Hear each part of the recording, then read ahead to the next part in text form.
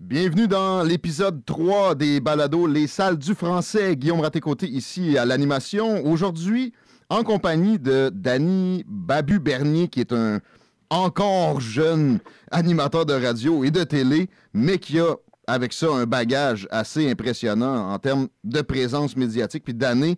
Je pense que ça vaut la peine de parler du français avec lui.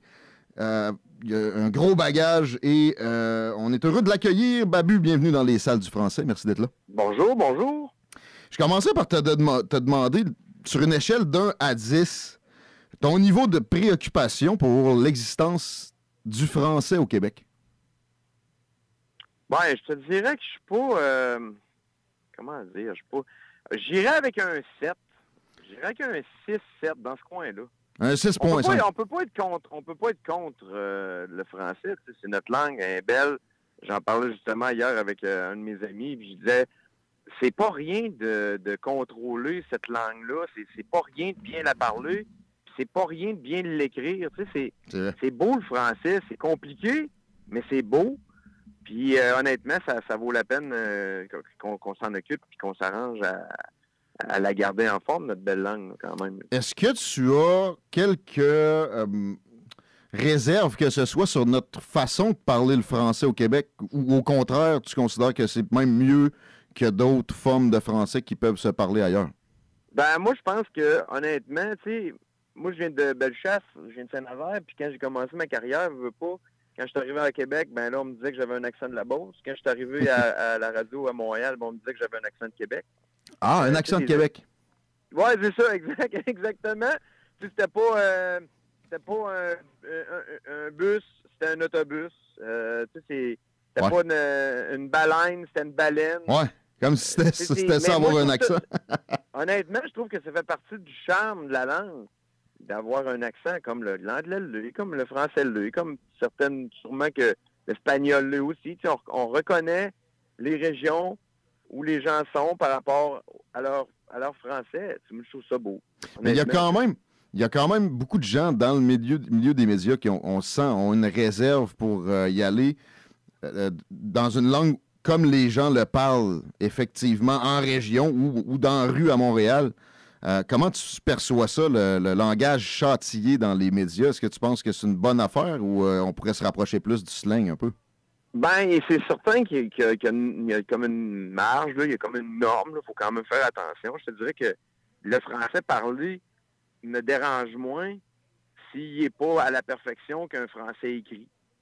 Ouais. Ce que je veux dire, c'est que si tu m'arrives avec un accent qui va faire en sorte que toi, tu as l'impression de parler quand même bien en français, et si tu manipules bien ton français, puis que tu les si mange les raies, ben tu le fais comme il faut, c'est déjà mieux que bien des gens qui utilisent une langue qui a l'air plus française dans les normes, mais qui font plus d'erreurs. Tu sais, mais le parler, comme je te dis, me dérange moins que l'écrit. L'écrit, honnêtement, c'est moi le premier, j'étais vraiment pas bon en français quand j'étais à l'école, mais avec le temps, je me suis amélioré beaucoup parce que je voulais m'améliorer. Puis aujourd'hui, ben quand je vois des fautes ou un petit peu de faute, ça me dérange pas, mais quelqu'un qui écrit au son, ça, c'est... J'ai un petit peu de difficulté avec ça. Tu sais, force-toi un petit peu, là. On reviendra au français écrit. Corrige, là. Ouais, on s'entend. On reviendra au français écrit. Je veux juste, sur le langage châtillé et tout ça, moi, j'ai une théorie qui dit que quand tu es dans les médias, il faut que tu démontres que tu es capable de le parler, de le faire. Une fois ça fait, on va accepter plus d'écart puis que tu te rapproches de slang à l'occasion. Ouais. D'accord. Et je pense que, oui, tu es d'accord, mais c'est assez répandu peut-être comme vision aussi. C'est pas moi qui ai inventé ça, certain. Ben, c'est sûr que faut tout le temps arriver dans les médias, faut tout le temps arriver à faire ce qu'on a à faire puis de pas trop déranger. Fait que c'est sûr et certain que si tu arrives avec un français qui est pas... tu sais, que ça paraît que tu as de la difficulté, c'est moins convaincant. C'est pas les règles. Quelqu'un qui arrive. Ben, c'est ça, exact. Que tu saches puis que tu joues avec un peu, c'est accepté généralement. Ben oui, c'est sûr. Mais je pense que dans les médias, ce qui est le plus important, c'est surtout la répétition des mots. Puis tu sais, le français nous donne tellement d'opportunités puis tellement de choix d'un synonyme que c'est ce qui fait en sorte qu'on peut améliorer notre français comme ça. C'est sûr que si tu reviens tout le temps avec les mêmes mots dans dans ton paragraphe ou dans ton élocution, ben, c'est là que ça va être dérangeant. Donc, la richesse du vocabulaire, en fait, ce que je comprends, c'est ce qu'il y a de plus évalué dans le domaine des médias là, pour les cadres, exemple, qui vont engager du monde. Si tu as un vocabulaire riche puis tu as l'air à comprendre les règles, tu es bien parti et tu pourras jouer plus à ta guise avec la langue là, parlée par la suite.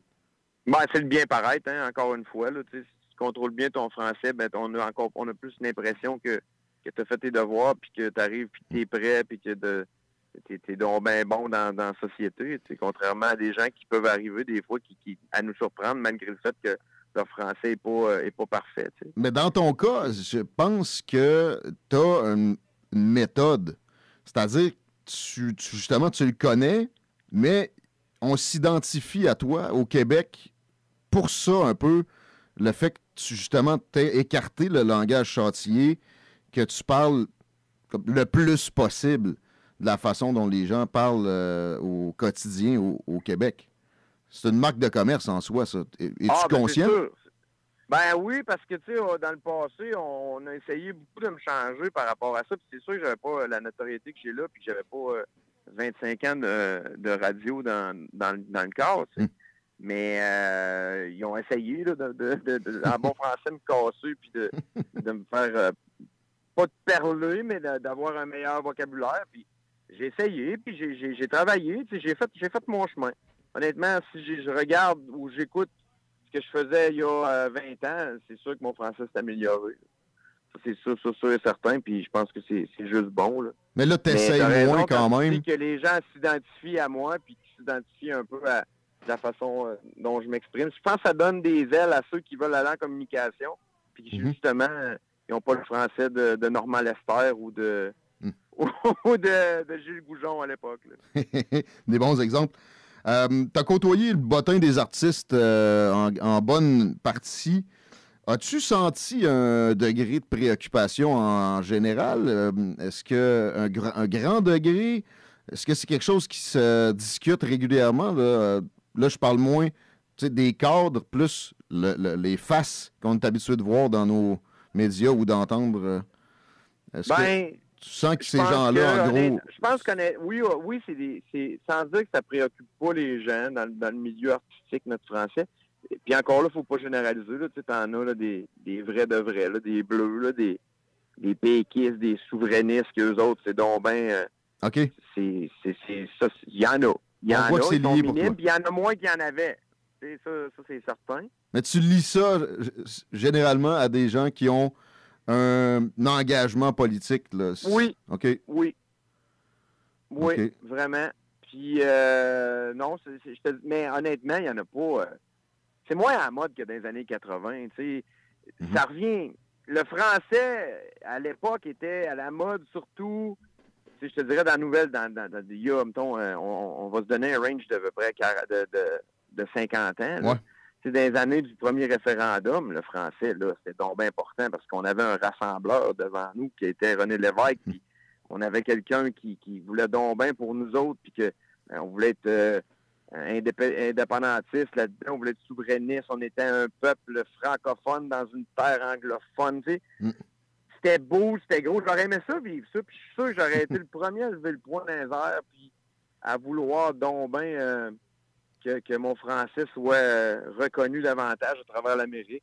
Mais on dirait qu'avec le temps, avec le fait qu'on est un peu moins... on a moins de rassembleurs en avant de nous. La Terre n'a jamais été aussi petite. On n'a jamais eu autant le goût de parler d'autres langues également, sans vouloir dire qu'on ne l'aime pas, notre français. Mais tu sais, plus que jamais, on a le goût d'aller voir ce qui se passe ailleurs, puis plus que peut-être moi avec l'arrivée du COVID, là, mais à mon avis, à un moment donné, ça va revenir. Là. Mais tu sais, il reste que on l'aime notre français, mais il reste qu'on veut voir d'autres choses aussi. T'sais. Ouais. C'est peut-être ça la différence. C'est peut-être ça la différence entre aujourd'hui puis il y a 40 ou 50 ans. Il y a aussi que les médias sont pas si vieux. Les premiers pionniers de la radio, c'est une centaine d'années, pas plus. Et eux ont commencé tout ça avec des expectatives très élevées en ce sens-là et on avait une espèce d'infériorité, de sentiment d'infériorité peut-être avec la France. On devait se coller sur ce qui était fait là-bas. Et de plus en plus, il y a eu une affirmation, puis justement, oui, avec les Lévesque et tout ça, qui en passant lui-même, avait, oui, un bon langage, mais c'était un peu révolutionnaire là, quand il a commencé point de mire. C'était pas pareil. Là. C'était pas pareil comme ce qui avait été fait précédemment. C'est le genre d'affaires, moi, que je suggère à bien des jeunes aujourd'hui, tu sais, puis je pense que c'est ma façon à moi souvent de parler du français ou de parler de ce qu'on a vécu dans le passé. On a quand même une belle histoire, là, ce qu'il y en a du Québec. Il s'est passé de quoi dans ces années-là? Et souvent, c'est le fun parce que ces jours-ci, les discours de René Lévesque ou ce qu'il a fait, ou ces années-là, on peut vraiment se documenter sur YouTube puis regarder ça. Puis moi, je trouve ça vraiment le fun de regarder ça. Je trouve ça... on vivra probablement jamais ça au Québec, là, une province qui veut devenir un pays qui est aussi uni par la même chose. T'sais. On n'a jamais été aussi divisé que présentement. Donc, ça, honnêtement, j'aurais vraiment aimé ça, vivre ça. Puis c'est un peu relié au français, tout ça. T'sais. Puis à l'indépendance, en soi, ça se sent depuis le début des podcasts que je fais ça, il y a une liaison claire là, entre les deux. Est-ce qu'on peut se permettre d'aborder la question rapidement quand même, mais de front, l'indépendance pour toi du Québec, pour le français, qui est une base de la culture qui est vécue ici, ça serait une bonne chose, tu penses? Moi, j'ai déjà milité quand j'étais jeune, puis j'avais pas le droit de vote. Fait que j'imagine que c'est parce que j'étais un petit peu moins conscient. Je trouve que, comme je rapporte ça, moi, je ramène ça au fait que il faut un leader, il faut quelqu'un, il faut une équipe pour me faire avaler, moi, que la solution, c'est l'indépendance. Mais donc... pour le français, mettons, on enlève toutes les autres préoccupations qui ne doivent pas l'être dans la vraie réflexion. Mais pour l'indépendance, le français, penses-tu que ce serait une panacée et que ça ferait en sorte qu'on le garderait une longue période supplémentaire à ce qu'on est capable de faire en restant dans le Canada? Par rapport au français, par rapport au fait que le français reste en santé? Oui, spécifiquement, là, pas les autres. Moi, je pense qu'à l'échelle nationale, ça veut dire partout au Canada, c'est pas bon. Parce que si l'Ontario puis les prairies puis le Manitoba, ils parlent en français, c'est oui parce qu'ils ont quelques communautés qui parlent en français, mais c'est juste parce que le Canada est bilingue, surtout à cause du Québec. Tu sais. Partout au Québec, partout au Canada, tout est bilingue, tout est en français puis est en anglais. Puis ici, au Québec, tout est en français uniquement. Mm-hmm. Ça, je trouve ça bizarre un petit peu. Mais je sais que on veut protéger le français en montrant juste le français sur les panneaux, chose qui se fait pas ailleurs. Ouais. Si ailleurs, ils feraient ça, hey, Colin, ça serait pas drôle. Quoique, il y a des zones aux États-Unis où ça commence à se faire à cause que l'espagnol prend une place prédominante tranquillement. Ouais. Mais je comprends. Là, sur la souveraineté, tu penses tout de suite, toi, aux Franco-Canadiens hors Québec et tu dis, pour ça, il y aurait des pertes assurément. Puis est-ce qu'on a besoin d'être si puriste chez nous pour le préserver? Pas nécessairement. Est-ce que apprendre l'anglais est nocif au français, à ton avis? Puis on s'entend d'emblée qu'apprendre l'anglais, c'est une bonne chose pour s'ouvrir sur le monde, des emplois apprendre l'anglais, c'est une nécessité si tu veux voyager, si tu veux avancer, puis si tu veux voir autre chose que la France puis que le Québec. Là, à un moment donné, oui, tu peux communiquer en français, puis il y a différentes méthodes de le faire maintenant qui permettent aux gens un petit peu moins habiles avec d'autres langues de le faire, mais il reste toujours que moi, je conseille à n'importe qui de travailler, oui, bien son français, mais d'apprendre quand même à communiquer en anglais. C'est primordial dans le monde où on vit. Toi, tu as appris l'anglais. Est-ce que tu sens que ça joue sur ta locution? Personnellement, moi, je ne m'empêcherai pas de continuer à m'améliorer en anglais, mais plus je me mets en immersion, là, mettons, je vois un 2 semaines aux États-Unis ou peu importe, je reviens, je vais avoir des mots qui apparaissent d'abord en anglais. Ouais, c'est ça, tu vas réfléchir en anglais, puis tu vas traduire un peu en français. Un peu. Ouais, c'est normal, puis honnêtement, c'est pas un feeling que je déteste. Je trouve ça le fun, moi, de penser comme ça, puis de voir que, justement, quand je vais à l'extérieur, ben, par moi-même, j'apprends sans même apprendre, tu sais. J'ai appris l'anglais sur le tard, puis honnêtement, j'aurais vraiment voulu le manipuler puis le connaître davantage quand j'étais plus jeune, tu sais. Ouais. Honnêtement, tu sais, moi, je travaillais à Musique Plus, puis dans les premiers temps, c'était pas évident pour moi, même que j'ai eu des cours d'anglais à Musique Plus, là, que j'avais des gens qui venaient jaser avec moi en anglais, tu sais. Mais c'est surtout la course automobile, la drift, puis le Musique Plus, moi, qui m'ont permis justement d'apprendre ça, parce qu'à un moment donné, ben, on vivait quasiment, tu sais, la course, c'est pas mal juste en anglais. Fait que, pas de choix, là. À un moment donné, les mots reviennent, puis tu te reconnais. Mais tu sais, faut oublier que c'est le fun. Quand tu manipules bien l'anglais, ben, t'as toujours bien ça d'avantage celui qui parle juste en anglais. Tu connais 2 langues. Ouais. Puis c'est un plus, là, tu sais, que ben oui. ça vienne en français ou en anglais, ça enlève pas grand-chose à tes capacités dans ta langue maternelle. Moi, en tout cas, je le vis comme ça. J'ai l'impression que c'est ton cas aussi. Moi, je pense que je suis plus intelligent en anglais parce que je parle moins. As-tu l'impression de devenir un peu dénaturé quand tu parles anglais? C'est quelque chose qui revient régulièrement, ça. On a une personnalité différente en anglais. J'entends ça. C'est sûr que j'ai une personnalité différente, puis honnêtement, je suis vraiment plus brillant en anglais. C'est pas des jokes, qu'est-ce que je te dis là, mais oui, on pèse plus nos mots, tu sais. Il vient qu'on tente de choisir nos mots avant de les dire. Moi, c'est pas pire, j'ai beaucoup de réparties dans la vie, fait que je pense que ça peut m'aider. Tout ça, mais oui, en effet, tu sais, c'est pas évident, pareil, là, manipuler une langue, puis jaser, là, c'est stressant, puis faut pas avoir d'ego non plus, là, quand on apprend une langue. Il faut comprendre que des gens en face de nous, ben, si tu essaies de parler leur langue, c'est parce qu'ils savent pas parler la tienne. Fait que déjà là, on devrait pas avoir on devrait pas se sentir mal de pas bien manipuler une langue quand on tente de jaser ou avoir une discussion avec des gens qui sont pas capables de jaser dans notre propre langue. Ben, c'est sûr. C'est pour ça que au début, c'est gênant, mais un coup que tu as compris ça, tu fais comme bon, mais c'est correct. Puis je pense qu'il y en a certains qui trouvent ça beau puis qui trouvent ça sexy. Fait oui. Pas mauvais. Puis ils ont énormément de francicisme dans leur langage qu'on soupçonne pas toujours. Et pour eux, c'est valorisé, alors que ici, dès qu'on sort un anglicisme là, pour bien des cerveaux, c'est nocif, c'est négatif. Alors que ça ne devrait pas nécessairement être le cas. Peut-être pas devenir comme les Français de France. Là. Honnêtement, ici au Québec, oui, on utilise beaucoup d'anglicisme, mais on dirait qu'on fait pas exprès, contrairement à peut-être le français en France, où tu vois clairement eux autres qui vont chercher des mots en anglais pour les dire dans la langue française.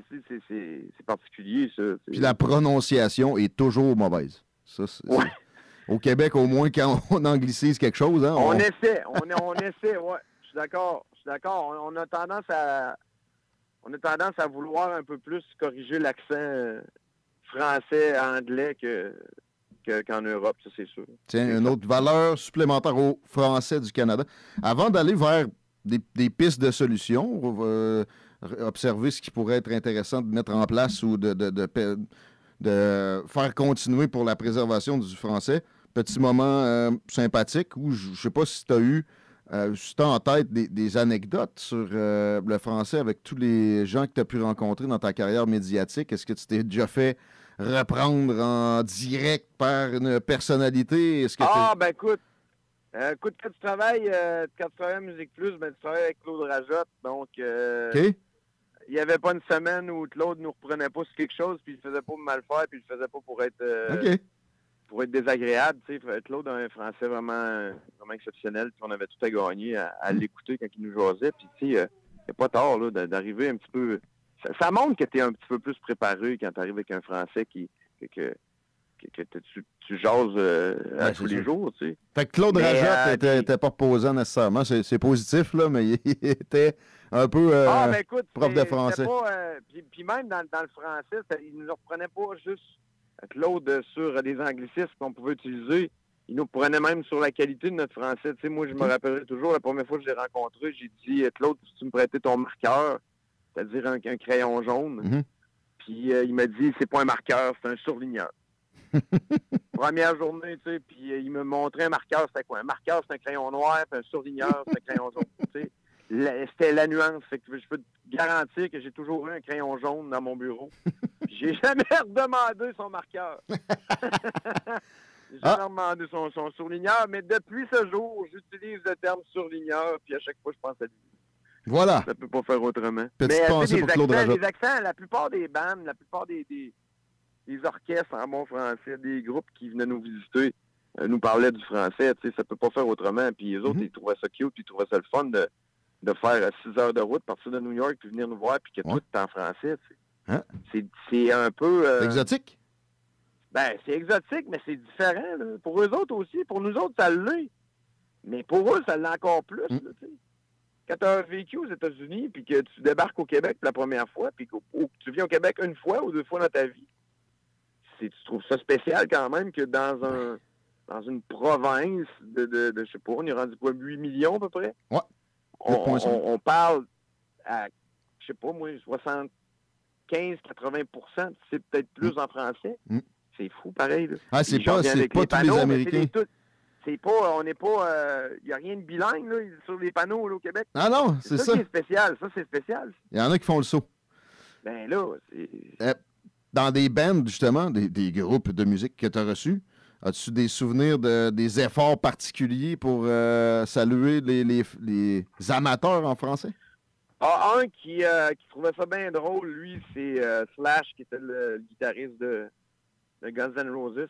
Slash, j'ai eu la chance de passer une couple d'heures, peut-être une soirée avec lui, fait qu'on avait bien du fun, puis c'était moi qui est allé le chercher dans le stationnement en bas, puis j'avais un chandail, j'avais copié ça de Johnny Knoxville. Knoxville, il y avait un chandail qui était écrit Knoxville dessus.